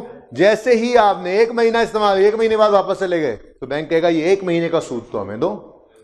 1 महीना हमारा पैसा आपने इस्तेमाल कर लिया, बात समझ रहे हो। तो 10 महीने का एक्सपेंस बनता था 70,000, पर पेमेंट कितनी नजर आ रही 20,000, तो बाकी क्लोजिंग क्या है। तो कभी ऐसा भी हो जाता है कि क्लोजिंग बैलेंस ही निकला है, तो क्या हम अपने स्टेप्स के साथ स्टिक करते रहेंगे। स्टेप्स तो बस वैसे ही आपको एक नैज पे डालने के लिए थे, अब आपको पता लग गया, अब सवाल जैसे मर्जी खेलता कूदता रहे, हमें कोई मसला नहीं होगा, ठीक है। नेक्स्ट नंबर 4 के बाद कुछ भी नहीं है, 10 पे डायरेक्ट 10।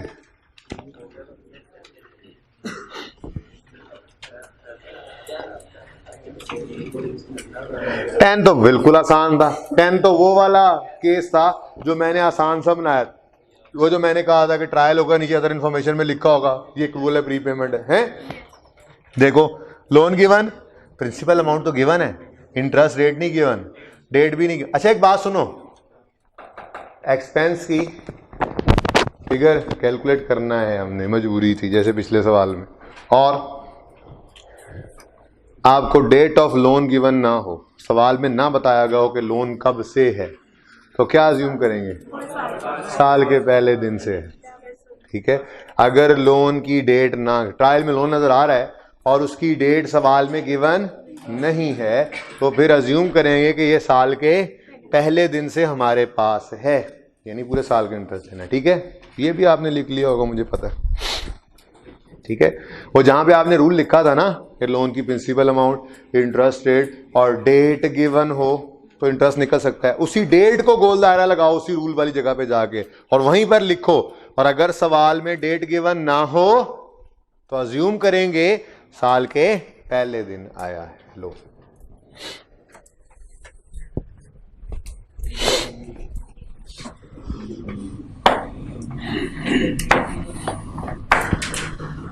हो जल्दी कर ले हो, लेकिन ये सवाल में कोई मसला नहीं था क्योंकि इसके अंदर तो क्या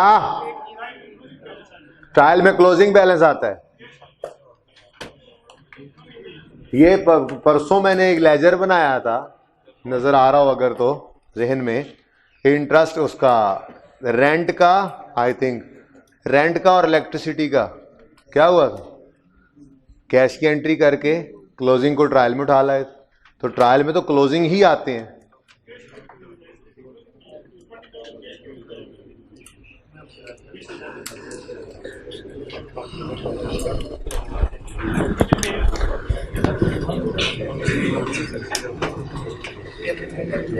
अब ठीक है,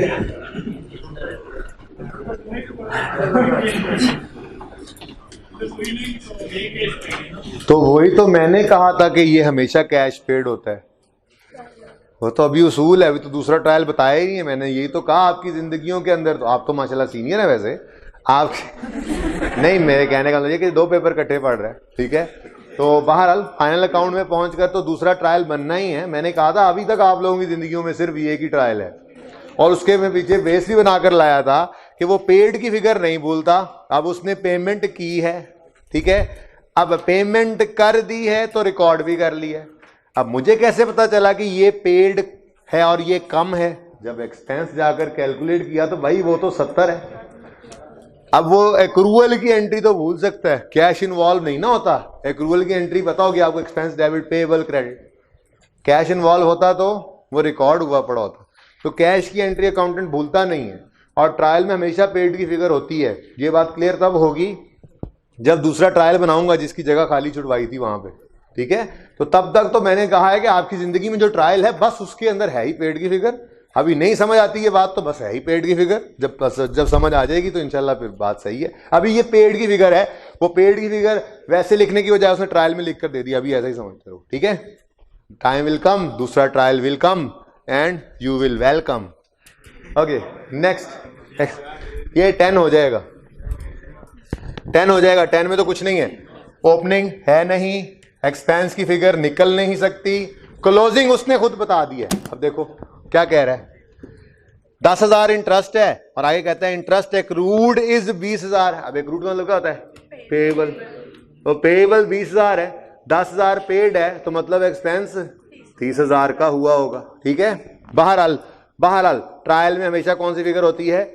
ये हमेशा का लफ्ज खत्म तब होगा जब आप दूसरे तरह का ट्रायल ये मेरे साथ पढ़ेंगे। जब मैं उस दूसरी जगह पर दूसरा ट्रायल बनाऊंगा तब तक हमेशा हम यही बात कहेंगे कि ट्रायल में तो हमेशा पेड, ट्रायल में तो हमेशा पेड, जहां तक कि ये बात याद हो जाए। ठीक है, ओके।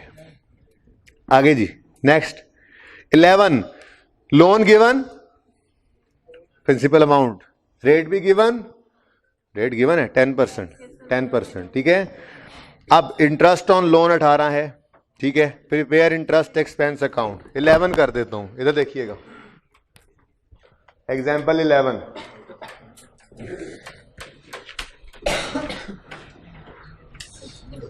ओपनिंग गिवन है जी, ओपनिंग नहीं है, ओपनिंग नहीं है, 0। फिर स्टेप कैश रिकॉर्ड करेंगे। ट्रायल में हमेशा कौन सी फिगर? ट्रायल में कौन सी फिगर? ट्रायल में कौन सी फिगर? कैश जी, 18,000। ओके। स्टेप 3 हम कैलकुलेट करेंगे, नहीं बता सकते।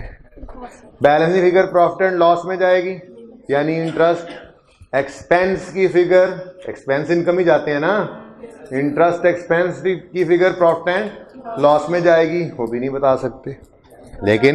लेकिन डाटा गिवन है, बैलेंसिंग ना सही, डाटा गिवन है, कैलकुलेट कर सकते हैं। लोन की principal amount, okay, interest rate 10% और नहीं हो सकता जी, डेट ऑफ लोन तो गिवन ही नहीं। अच्छा, इस एग्जाम्पल के बाद लिखवाना चाहिए था मुझे, बहरहाल वो रूल पहले लिखवा दिया। ठीक है, तो मुझे समझ, मैं सोचा वही वाला सवाल था जो गुजर गया। तो बहरहाल लोन की अगर डेट गिवन ना हो तो हम अज्यूम करते हैं कि ये साल का पहला दिन, साल के पहले दिन से हमारे पास मौजूद था। कितना बन गया? अब 30 में से 18 पेड है तो बाकी 12 पेएबल क्लोजिंग। ठीक है, और भी कोई था? ओके।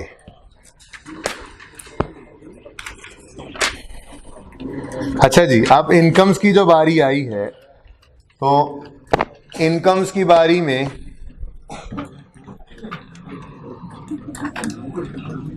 हमने, इनकम की बारी पे हमने स्टेप्स दोबारा नहीं लिखने। ठीक है, मैं चाहूंगा कि स्टेप्स, अच्छा मैं ना उस तरह से समझा भी दूंगा आपको कोशिश करके। अभी तो है सिर्फ 5-6 मिनट, जितनी बात हो सकी वो करते हैं। ठीक है, बातें नहीं।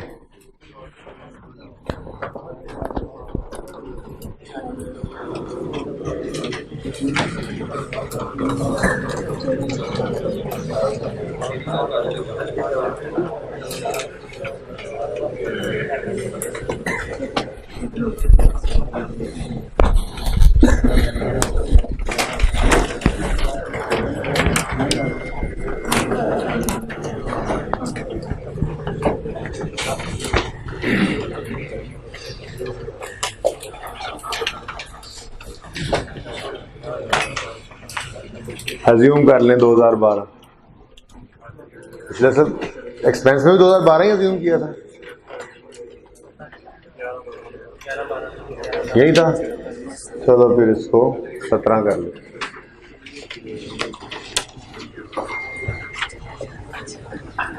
कहिए माफ कर दो, मोबाइल को कर लिया करो साइलेंट, कि जिसका मोबाइल बजे जा रहा है प्लीज थोड़ी सी गैरत फरमाएं, बंद फरमाएं इसको।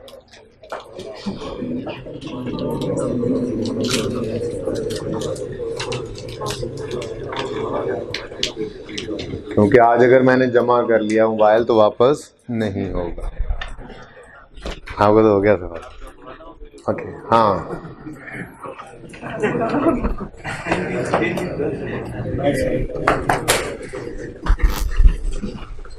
अच्छा ये सुने,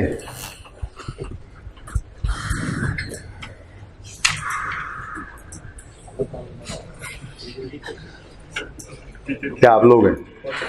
ठीक है, ये आप लोग हैं। अच्छा ये सुने, 2017 में हम मौजूद हैं।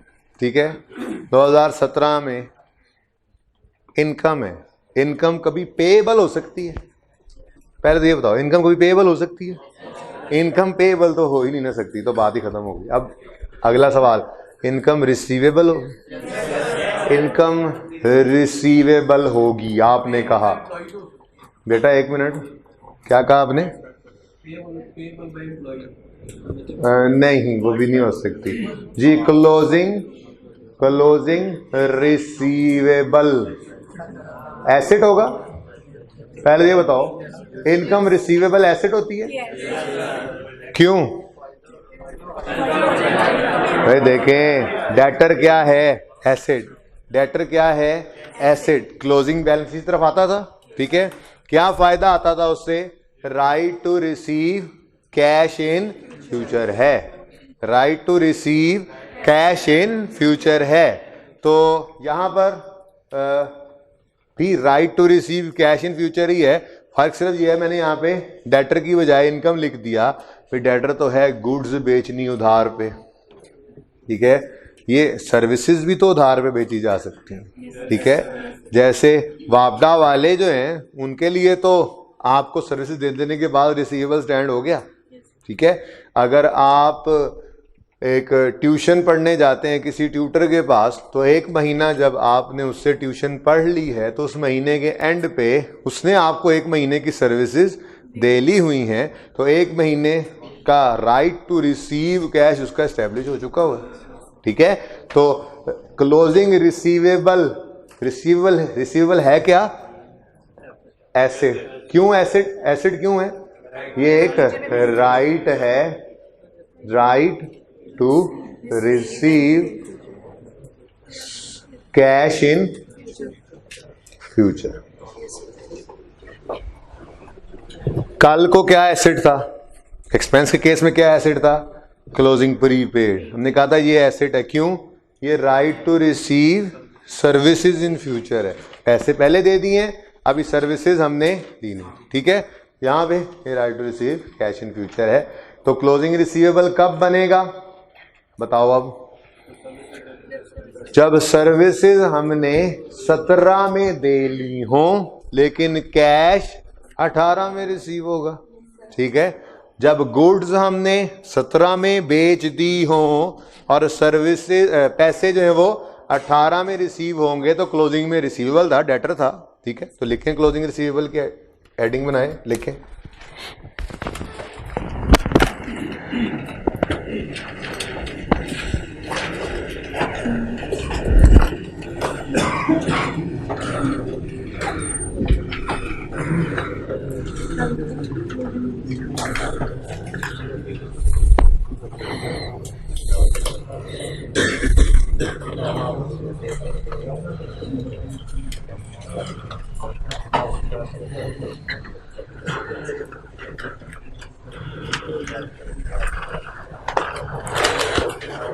जी क्लोजिंग रिसीवेबल क्या है जी?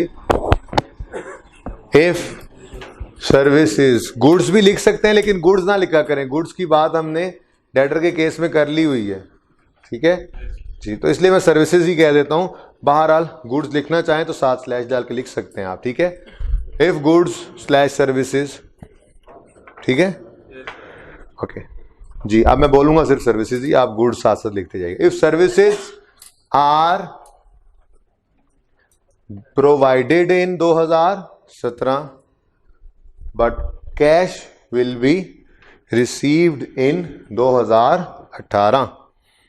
His services are provided in 2017 and cash will be received in 2018. तो फिर ओपनिंग रिसीवेबल क्या होगा बता दो? ओपनिंग रिसीवेबल क्या होगा बताएं फिर? ओपनिंग रिसीवेबल में फिर क्या मसला होगा? अगर क्लोजिंग रिसीवेबल की बात समझ आ गई है तो ओपनिंग रिसीवेबल में तो कोई मसला नहीं होना चाहिए। सादा सी बात है। Services were provided in 16 and cash will be received in 2017। Receive हो ना हो ये तो बात की बात है, पर लॉजिक तो यही बनती है ओपनिंग की। तो लिखिए ओपनिंग रिसीवेबल जल्दी से।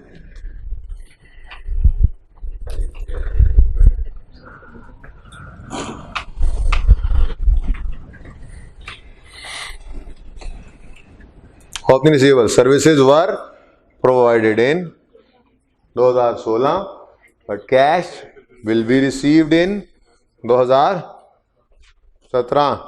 18 वाले होश करो जी। Services were rendered in 2016 but cash will be received in 2017। तो हम कहेंगे ये ओपनिंग डेट पर हमारे पास 17 के साल में ओपनिंग डेट पर ये क्या है, रिसीवेबल। इधर देखें, इसके बकाया नाम्स ओके, यानी कि नेम्स प्लूरल है। अगे रिसीवेबल, एक्रूड, ओइंग, अब परेशानी होगी आप, ओइंग, आउटस्टैंडिंग, और क्या था, और उसके साथ क्या था, ड्यू, हाँ बिल्कुल, एरियर्स, ये लो, ठीक है। तो अब बताऊंगा इंशाल्लाह कल ही, ये टेबल बना दूंगा। ये जो अल्फाज है ना, ये एक्रूअल, ये ओइंग, आउटस्टैंडिंग, ड्यू, बड़े ही खतरनाक लफ्ज है। एक्सपेंस के साथ लगे तो पेएबल, ये इनकम के साथ लगे तो मतलब रिसीवेबल होता है, ठीक है ना, सही है। इनकम तो कभी पेएबल हो ही नहीं सकती, तो इनकम इन एरियर का मतलब क्या होगा, income payable, never, it will mean income receivable. Okay, अच्छा जी, कभी ऐसा भी हो सकता है कि हम पैसे आज ही ले लें इस साल में और सर्विसेज आगे जाकर देनी हो। जो हम जिसको रेंट एडवांस में दे रहे होते हैं, तो वो भाई साहब हमसे एडवांस रेंट ले रहे हैं ना, उनकी तो इनकम होनी थी, ठीक है। तो बोलो क्लोजिंग एडवांस पैसे आज रिसीव किए, सर्विसेज पैसे 17 में रिसीव किए, सर्विसेज 18 में देनी होंगी, तो क्लोजिंग एडवांस एसेट है ना, एसेट है ना। लायबिलिटी किस चीज की liability, liability to provide services in future. Creditor क्या था, liability to provide cash in, to pay cash in future. आज क्या होगा, liability to provide services in future. तो क्लोजिंग में अगर एडवांस हो तो वो लायबिलिटी कहलाती है क्लोजिंग एडवांस। एडवांस इनकम अगर हो जाए ना तो ये लायबिलिटी है। क्यों लायबिलिटी है जी, क्यों लायबिलिटी है बताओ। ये हमने आज पैसे ले लिए हैं, सर्विसेज नहीं दी होती, तो ये एक लायबिलिटी है, obligation, liability to provide services. आप ब्रैकेट में गुड भी, ये गुड भी लिख सकते थे, वो liability to provide goods in future भी हो सकता है, वो बताऊंगा। एडवांस फ्रॉम कस्टमर की बात होती है। एडवांस फ्रॉम कस्टमर क्या होता है, आज पैसे ले लो, चीज़ें बाद में देनी है, तो कैश डेबिट लायबिलिटी क्रेडिट करना पड़ता है, वहाँ भी सेल क्रेडिट नहीं होती। बहरहाल आने दो उसका मौका भी। Liability to provide services in future. अच्छा जी, तो लिख लो फिर क्लोजिंग एडवांस की डेफिनेशन जल्दी से जी। क्लोजिंग एडवांस क्या बनेगा फिर, cash is received in 17, cash is received in 17 but services will be provided in 18, but services will be provided in 18।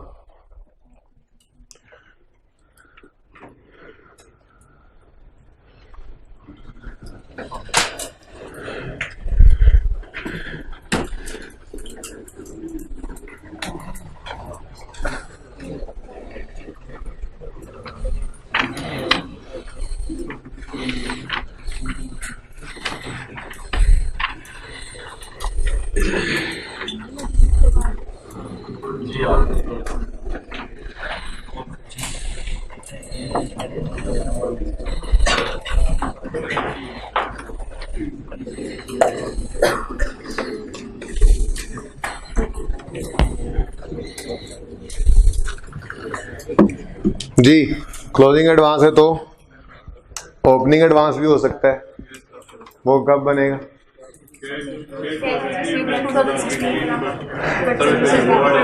Ji. Cash was received in 16 but services will be provided in 17।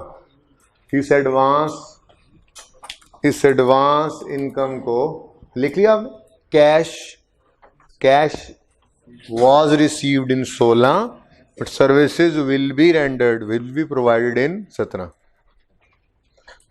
Ji advance का दूसरा नाम unearned भी होता है, एक और नाम भी होता है डेफर्ड। चलो लिख लो अब, जब सब लिखी रहे हैं सब चीजें, डेफर्ड। बहरहाल अनअर्न्ड या एडवांस ज्यादा इस्तेमाल होता है।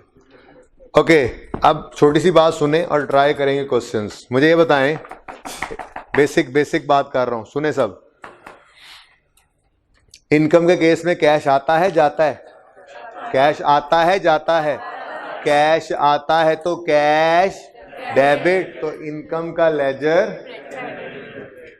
बस ये फर्क पड़ गया, एक्सपेंस के केस में कैश इस तरफ आ रहा होता है। ठीक है, तो फिर बैलेंसिंग फिगर इसी तरह से दूसरी साइड पे चली जाएगी। बाकी आप लोगों का स्टेप्स का बस कोई मसला नहीं है, सिवाय इसके कि कैश पे होने की बजाय अब कैश रिसीव होने लग जाएगा। ठीक है, एक तो क्वेश्चन 1 को आपने समीर के एंगल से करके आना है, जो रिक्वायरमेंट भी थी, प्रैक्टिस क्वेश्चन 1। दूसरा जो दरमियान में क्रिकेटर के नामों वाली एग्जांपल्स गुजरी थी, एग्जाम्पल नंबर 5 आफरीदी से लेकर एग्जाम्पल नंबर 9 वसीम अकरम तक, ये भी करनी है। ठीक है, तो प्रैक्टिस क्वेश्चन नंबर 1 की रिक्वायरमेंट बी, ये चीजें ले जाओ भाई, ये चीजें ले जाओ। प्रैक्टिस क्वेश्चन 1 की रिक्वायरमेंट बी और एग्जाम्पल नंबर 5 से 9, वो जो एग्जाम्पल चल रही थी। ठीक है, ये लाजमी करके आइएगा होमवर्क। ठीक है जी, जिंदगी रही तो कल मिलेंगे। अल्लाह हाफ़िज़। बात सुनो, ये वो बकर को लेना, 1 मिनट रुक जाए, मुझे निकलने दे, जल्दी है मुझे।